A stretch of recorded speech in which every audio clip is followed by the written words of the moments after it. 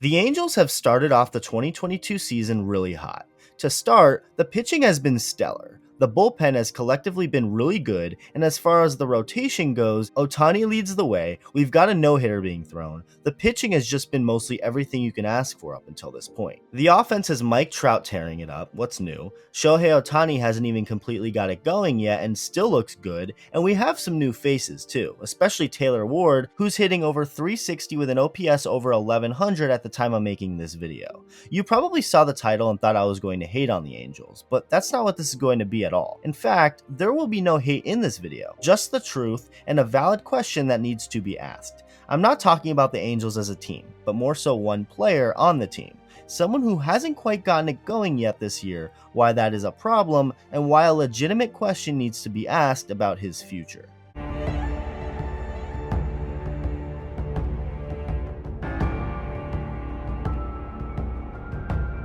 In 2011, the Washington Nationals selected Anthony Rendon with their first pick, the 6th overall pick, and by 2013 he was up in the big leagues. He had a decent 98 games in 2013, which was followed by a really good 2014 season where he became one of the Nationals' best hitters, finishing 5th in the MVP voting and receiving a Silver Slugger award. 2015 was limited due to injuries, with 2016 being much better. In 2016, Rendon hit to an OPS around 800 with 20 homers, helping push the Nats back to the postseason. 2017 arrived, and this was the start of something really special and big for Anthony Rendon. This is because 2017 became the start of him being recognized as one of, if not the best third baseman in the game. In 2017, Rendon hit 301 with a 937 OPS, connecting for 25 home runs and legging out 41 doubles while finishing 6th in the MVP voting. 2018 was really great, too, as he hit 308 with an OPS over 900, swatting 24 home runs while finishing 11th in the MVP voting. Going into 2019, Anthony Rendon had never been selected to an All-Star team, so he promptly scratched that off of his bucket list and became an All-Star, hitting 304 with a 997 OPS in the first half. Really good, right? The second half was better. In the second half of 2019, Rendon hit 336 with an OPS well over 1,000, smashing 14 home runs and hitting 34 on the year, 37 including the postseason. The All-Star game wasn't the only thing he achieved that year, a year where he got another Silver Slugger, finished top 3 in the MVP voting, and helped lead the Nationals to a World Series championship, hitting a huge homer late in Game 7 which kick-started the winning rally. So what was next for Rendon? Free agency, and he sure got paid, particularly for what he did the 3 years in a row leading up to becoming a free agent. The Nationals had some tough moves to make. 2019 World Series MVP Steven Strasburg and Anthony Rendon were both on the market.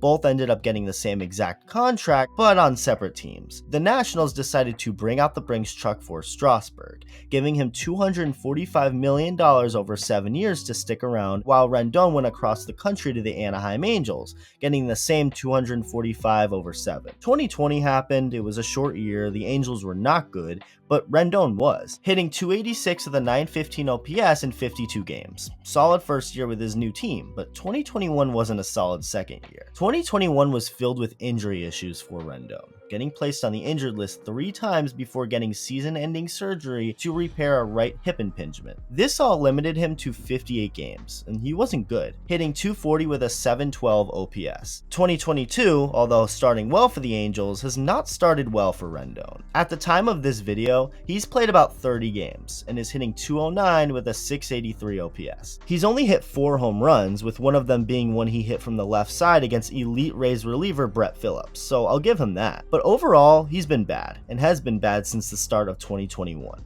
Okay, now there's a bit that goes into this and into the point I'm trying to get across here. Obviously, Anthony Rendon has not been a total bust as of yet. The contract isn't necessarily a failure, and he could very well get back to his prime Nationals form. Part of why he struggled was due to injuries, too. Like I said, he was only able to play 58 games in 2021, had to go on the IL 3 times and then get season-ending surgery, so I wouldn't expect a guy to put up MVP numbers when he's going through something like that. But injuries are part of the game, and if he keeps dealing with things like that, the contract could become really bad. As for 2022, sample size matters, obviously. 30 games isn't a lot, but it's definitely something, and we've seen enough of Anthony Rendon this year to clearly see that he's not at his best. In an ideal world, and I would love to see this, Anthony Rendon starts mashing again and plays a big part in the Angels' success this year. But will that happen? Time will tell. It's not time to panic yet. It's year 3 of a 7-year contract, but is there some room to worry? Absolutely. Whenever a guy gets paid the money that Rendon is getting paid, you expect that guy to at the very least be good, hopefully great. Rendon was great in 2020, but hasn't been at all since. Now, yes, 2021 was injury plagued and 2022 has a small sample size up to now, but Rendon hasn't really shown any signs of becoming great again other than the fact that he once was great before hitting the wrong side of 30. And it's tough to just bank on that. Let me know if you think the Anthony Rendon contract will end up being a good or bad one for the Angels, and thank you for watching.